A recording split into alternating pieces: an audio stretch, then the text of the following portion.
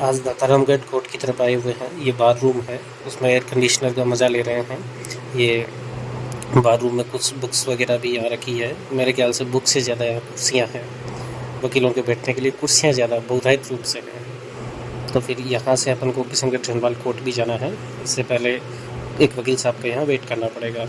ये बार रूम के बाहर बरामदा है जिसमें वकीलों के चैम्बर भी चारों तरफ बने हुए हैं। जनरल कोर्ट में पहुँच चुके हैं, अब घर की ओर रास्ता है। आज मौसम काफ़ी अच्छा है। भटकते भटकते दातारामगढ़ की ओर चले गए और वहाँ से कोर्ट से फ्री होने के बाद किशनगढ़ जनरल कोर्ट आ गए और जनरल कोर्ट से फ्री होने के बाद अपने घर की ओर पहुँच चुके हैं।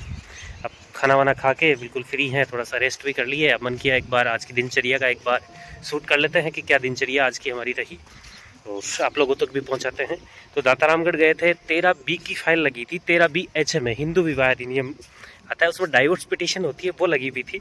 आपसी सहमति से डाइवोर्स 13B में आता है और 13A में आता है आपसी सहमति। वो एक पार्टी लगाती है कि हाँ मुझे डाइवोर्स चाहिए, तो वो 13A में जाता है, कंटेस्टेड फाइल होती है उसमें। तो उसके लिए गए हुए थे, अभी घर की ओर आ चुके हैं। आज कोर्ट में ये हुआ कि काउंसिल में फाइल लगी थी, काउंसलिंग करवानी थी दोनों पार्टियों की। काउंसलिंग इसलिए करवाई जाती है ताकि क्या पता दोनों पक्षकारों के बैठ के वापस तय हो जाए, दोनों अपने वैवाहिक जीवन वापस जीने लग जाए। एक बार कोशिश करी जाती है, कोर्ट का रुख होता है। तो उसी के उद्देश्य में आज फाइल लगी हुई थी और हालांकि उद्देश्य पूरा नहीं हुआ क्योंकि वो पॉसिबल नहीं था। एक्यूज्ड की तरफ से मैं था उसमें, 498 मेरे किशनगढ़ रेनवाल में लगा हुआ था जिसमें मैंने राजीनामा करवा दिया। और क्योंकि लड़का मेरी इधर से, लड़की यहाँ रेनवाल क्षेत्र से थी, सीकर डिस्ट्रिक्ट से लड़का था, इसलिए फिर एडीजे जो सीकर डिस्ट्रिक्ट है वहाँ पे हमने 13B सहमति से डाइवोर्स के लिए पिटीशन पेश करी थी। इसमें यह नेचर था, वहाँ भी प्रयास किए गए। अब इसमें क्या है कि आपसी ये जो पारिवारिक संबंध है इनके बिगड़ने का मैंने कारण भी नोट किया, इस फाइल में भी मैंने देखा, प्रैक्टिकल अनुभव किया। तो प्रैक्टिकल अनुभव में मैंने पाया कि कुछ ना कुछ तीसरे पर्सन का रोल हो जाता है और तीसरा पर्सन पूरे संबंध बिगाड़ देता है। फैमिली में भी मैंने कई बार देखा, समझदार लोग नहीं होते और बाकी जो लोग आते हैं साथ में, वो लोग कुछ ना कुछ अपने पीछे स्वार्थ लेके आते हैं। कोई लड़की को ले जाना चाहता है, अपने बच्चों के साथ, अपने भाई के साथ शादी करना चाहता है, इस वजह से संबंध बिगाड़ने पे तुल जाता है। कभी कभी लड़की भी गलत संगति में चली जाती है, इस वजह से संबंध बिगड़ जाते हैं। मेरी फाइल में भी कुछ ना कुछ किसी ना पक्ष की तो किसी ना किसी पक्ष की तो गलती थी और है, मुझे भी पता चला है, लेकिन बोल नहीं सकता। उनको भी ज़्यादा क्या कहूँ मैंने तो खुलेआम कहा था। 498 में जब बयान हो रहे थे तो लड़की रोने लग गई, तो उस पर कह रही थी कि मैं दूसरी शादी वगैरह नहीं करूँगी, ऐसे वैसे, यही ठीक है। मैंने कहा बैठ के बात कर लो, आपके अगर बैठ के होता है तो फिर नहीं हुआ, उनके बैठ के नहीं हुआ। तो मैंने कहा कि भाई या तो ये बैठ के हो जाता है, नहीं तो आप कहोगे वो कर लेंगे हम। तो 13B कहते हो तो 13B में पेश कर देंगे, सहमति से डाइवर्स करा देंगे। और आप बैठ के रहते हो तो मुझे क्या आपत्ति है, परिवार आपका बसेगा, मेरा थोड़ी।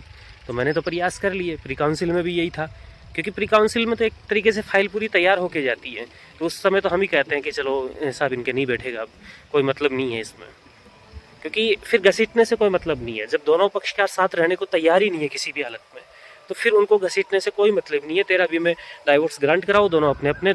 अगर उम्र अच्छी है, कम है, तो दूसरी शादी हो जाएगी।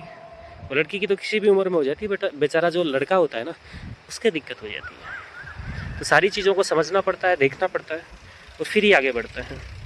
और मेरे ख्याल से ये चीज़ें रोकी भी जा सकती है जब समाज में थोड़ा सा सुधारक प्रवृत्ति हो। लेकिन जब तक सुधारक प्रवृत्ति नहीं हो तब तक ये रोकना इनको संभव नहीं है बिल्कुल भी। तो ये आज का हमारा दिन रहा ऐसा, और अभी वीडियो शूट कर रहे हैं। उसके बाद में कुछ लैपटॉप पे बैठ के एक फ़ाइल तैयार करनी है, फ़ाइल तैयार करूँगा। फिर वही शाम को थोड़ा सा मैडम से बात कर लेंगे क्योंकि अभी पियर है, और उसके बाद में खाना वाना खा के सो जाएंगे, और क्या काम है अपने। तो आज का मेरे ख्याल से व्लॉग तो इतना रहेगा, और आप तक आपसे मिलते ही रहते हैं हम रोज़।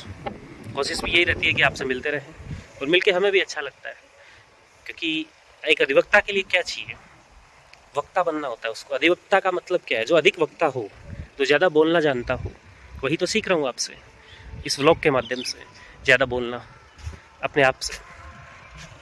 घर के बाहर आके वीडियो शूट कर रहा था। घर में ये सोचते हैं कि सारे दिन क्या कर रहा है, पागल समझते हैं फिर यार, इसीलिए तो करना पड़ता है।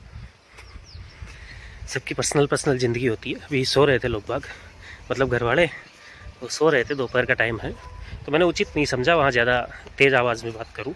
व्लॉग के साथ साथ एक लीगल लॉ पे भी वीडियो शूट करना चाह रहा हूँ, वो भी मैं अभी यहीं करूँगा। तो ये दृश्य है, और आज के लिए व्लॉग में इतना ही। मिलते हैं। आज के ब्लॉग से आपने क्या सीखा? मैंने तो यही सीखा कि भाई अगर किसी के बैठ के नहीं बनती तो उसको तुड़वा दो शादी को। ऐसा नहीं सीखा मैंने ये सीखा कि जो फैमिली डिस्प्यूट होते हैं उसको एक बार हैंडल करने की कोशिश करो, हो सके जहाँ तक। नहीं होता तो फिर ऑप्शन तो यही है, दोनों पति पत्नी तय करो, उनके डिस्प्यूट हैं, तीसरे पर्सन की एंट्री मत होने दो। एंट्री हुई चाहे वो किसी भी रूप में हो सकती है, एंट्री होते ही आपके वैवाहिक जीवन का सर्वनाश है। और हम लोग वकील लोगों को क्या है, जैसी पार्टी कहती है वैसे करते हैं। हमारे तो हाथ में तो होता नहीं है इतनी चीज़ें कि हम लोग तुड़वाते हैं शादी हम करवाते हैं, शादी हम तुड़वाते हैं। ऐसा तो कुछ है नहीं। पार्टी आती है, पार्टी अपनी डिमांड रखती है, हम लोग करवा देते हैं। तो आज के वीडियो से भी यही सीखना चाहिए। थर्ड पर्सन भाई कोई भी जो एंट्री करते हो ना, गाँव में ज़्यादा करते हैं, थर्ड पर्सन ज़्यादा ही बन जाते हैं, वकील या जज ही बनते हैं वो तो। डायरेक्ट मत बनो यार, किसी की ज़िंदगी के साथ खिलवाड़ मत करो।